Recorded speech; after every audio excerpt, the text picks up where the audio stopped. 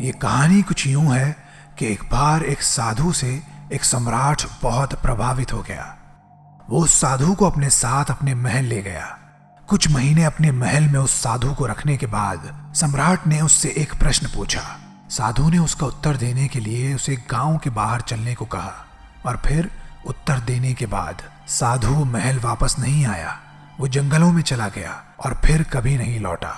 अपने उत्तर में वो सम्राट को चिंता करने से बचने और हमेशा अपने जीवन को मस्ती में खुल के जीने का अद्भुत तरीका बता गया। क्या था वो प्रश्न और क्या तरीका साधु ने बताया था, पूरी कहानी आपको सुनाता हूं। एक विशाल राज्य पर एक सम्राट राज करता था। हर सुबह वो घोड़े पर आसपास के इलाकों का चक्कर लगाने के लिए निकलता। जब भी वो घूमता हुआ जंगल के करीब पहुंचता तो एक साधु को देखता जो एक झाड़ के नीचे रहता था। वो साधु हमेशा अपनी मस्ती में मस्त, कभी बांसुरी बजाता तो कभी नाचता, कोई गीत गुनगुनाता और कभी चुपचाप बैठा आसमान के तारों को तकता रहता। सम्राट जब भी वहां से अपने घोड़े पर सवार निकलता तो उसके पास कुछ वक्त के लिए रुक जाता था। वो छुप कर उसकी मस्ती को, उसके बांसुरी बजाने और गाने को देखता रहता और फिर वहां से चला जाता। धीरे धीरे ये उसकी आदत बन चुकी थी। साधु की हरकतें बहुत अजीब थी, लेकिन सम्राट को उसे देखने में बहुत मजा आता था। वो वापस अपने महल को लौटता तो उस साधु की उन हरकतों को सोचकर वो हंस देता। रोज यही सब कुछ होने लगा था। एक दिन सम्राट को लगा कि कोई तो ऐसी शक्ति है जो ये कुछ ना होने के बाद भी इतना खुश रहता है। वो साधु के पास गया और उसके चरणों पर गिर पड़ा। महाराज, अब मैं आपको यहाँ नहीं रहने दूंगा। देखो, वर्षा भी करीब है। ये झाड़ आपको बारिश से नहीं बचा सकता। आप मेरे साथ मेरे महल में चलो। मुझ पर इतनी कृपा करो, मुझे अपनी सेवा का मौका दे दो। सम्राट की ये बात सुनकर साधु उठ खड़ा हुआ, अपनी झोली उठाई और कहा, चलो चलते हैं। ये देखकर सम्राट को बड़ा आश्चर्य हुआ। उसे खुशी होती अगर ये साधु कहता, कहाँ के महल, कौन से महल, हम किसी महल में नहीं रह सकते, हमने तो ये सब कुछ त्याग दिया है। असल में तो सम्राट ये सब कुछ सुनना चाहता था। अगर साधु ये कह देता तो सम्राट उसके पैरों पर गिरकर कोई और तरीके से उसकी सेवा का अवसर मांग लेता, लेकिन साधु तो तुरंत चलने को तैयार हो गया था। सम्राट सदमे में आ गया। सोचने लगा कि कहीं मुझसे कोई गलती तो नहीं हो गई, कहीं ये आदमी कोई चालबाज तो नहीं है। क्या ये इसकी तरकीब थी महल में घुसने की? कहीं इसका बांसुरी बजाना, नाचना मुझे फंसाने की कोई तरकीब तो नहीं थी? लगता है ये सब कुछ एक कांटा था जो मुझ जैसी मछली को फांसने के लिए फेंका गया था। अब वो कुछ कह भी नहीं सकता था। उसके मन में जितना आदर इस साधु के लिए था वो अब खत्म हो चुका था। वो अभी सोच ही रहा था कि साधु सम्राट के घोड़े पर चढ़कर बैठ गया। जिंदगी में पहली बार सम्राट पैदल चला था, जबकि साधु बड़े मजे से घोड़े की पीठ पर बैठा बांसुरी बजा रहा था। सम्राट अब पछता रहा था। सोच रहा था कि बहुत बड़ी गलती हो गई, लेकिन अपनी बात से पलटना उसके नियमों के खिलाफ था। उसने अपने दिल को समझाते हुए कहा कि चलो कोई बात नहीं, ये भी महल में पड़ा रहेगा, इतने लोग तो पड़े हैं, एक और सही। साधु अब महल में रहने लगा था। वो उसी मस्ती में जीता, कभी गाता, कभी बांसुरी बजाता, नाचता और कभी बैठा तारों को तकता रहता।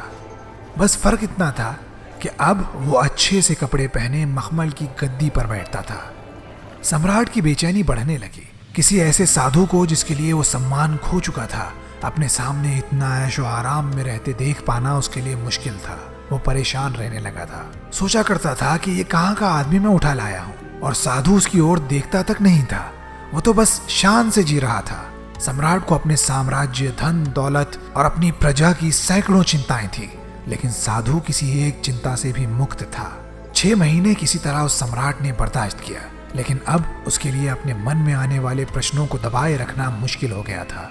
वो साधु के पास गया, बोला, महाराज, एक निवेदन है, जरा मुझे बताओ कि अब मुझ में और आप में क्या फर्क रह गया है?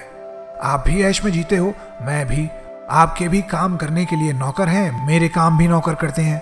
तो या तो आप साधु नहीं रहे या मैं भी साधु हूँ।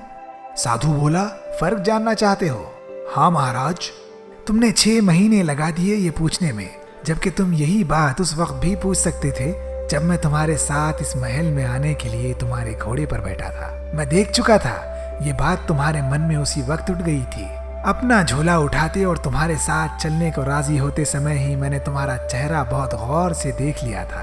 अरे बुद्धू, 6 महीने तक इस प्रश्न को अपने सीने में रख अपना दिल क्यों जलाते रहे? वहीं पूछ लेते, किस बात का संकोच था तुम्हें? मैं तो बस प्रतीक्षा कर रहा था कि देखूं तुम कब पूछते हो। खैर कोई बात नहीं, कल सुबह फर्क बता ही दूंगा, लेकिन हाँ, यहाँ नहीं बताऊंगा, गांव के बाहर बताऊंगा। अगली सुबह वो सम्राट बहुत जल्दी उठा। बहुत उत्सुक था ये जानने के लिए कि आखिर उसमें और साधु में क्या फर्क है। वो ये भी जानना चाहता था कि साधु से वो फर्क गांव से बाहर ले जाकर क्यों बताना चाहता है। वो सुबह सवेरे साधु के पास जा पहुंचा। उसने देखा कि साधु ने वही कपड़े पहन रखे थे जो वो पहले झाड़ के नीचे रहते समय पहनता था, और उसने अपने पुराने झोले को उठा रखा था। हाथों में अपनी बांसुरी लिए वो जाने के लिए तैयार खड़ा था। दोनों महल के बाहर निकल गए। काफी देर चलते रहने के बाद नदी पार करके अब वो गांव के बाहर आ चुके थे। सम्राट से अब रहा नहीं गया। उसने पूछा, महाराज अभी और कितना चलना है? साधु ने कहा कि बस कुछ देर और। वो सुबह ही सुबह चले थे और अब दोपहर हो चुकी थी। सम्राट ने साधु को रोक लिया और कहा, महाराज अब और बर्दाश्त नहीं होता, आपने जो कुछ भी कहना है यहीं कह दो। साधु मुस्कुराया और बोला, देखो भाई, मैं तो और आगे चलूंगा, तुम चलोगे या नहीं? सम्राट ने कहा, कैसे चल सकता हूँ? मुझे अपने राज्य का कारोबार संभालना है, जनता मेरा इंतजार कर रही है, मेरी बीवी बच्चों का मुझे ख्याल रखना है। अब साधु मुस्कुरा कर बोला, बस यही फर्क है तुम में और मुझ में। मैं बिना किसी फिक्र के कहीं भी जा आ सकता हूँ, किसी भी परिस्थिति में मैं खुश रह सकता हूँ, मैं अपनी मौज में जी सकता हूँ, लेकिन तुम ये सब कुछ नहीं कर सकते।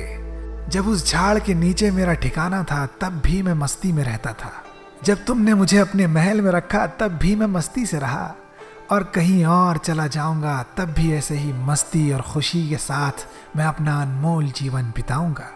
मेरे भाई, हम जहाँ जिस वक्त रहते हैं पूरे तरीके से उसी पल में जीते हैं। बीते कल को सोच के परेशान और आने वाले कल की फिक्र में रह के हम नहीं जीते। हमेशा याद रखना तुम, जीवन तो आज में है, अभी जो चल रहा है उस पल को जीने में है।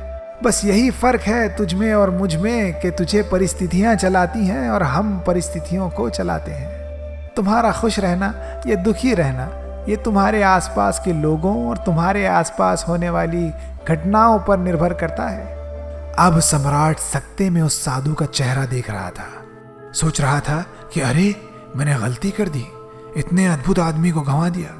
सम्राट साधु के पैरों पर गिर पड़ा। बोला, नहीं महाराज, आगे नहीं जाने दूंगा। साधु मुस्कुराया और बोला, देख, मुझे कोई परेशानी नहीं है, मैं तेरे साथ वापस महल में चल सकता हूँ, लेकिन फिर तुझे परेशानी होगी। फिर से सम्राट के मन में ख्याल आया कि अरे, ये तो फिर से मान गया। साधु ने सम्राट के चेहरे की ओर बड़े ध्यान से देखा। बोला, चिंता ना कर, मैं अब तेरे साथ नहीं आऊंगा।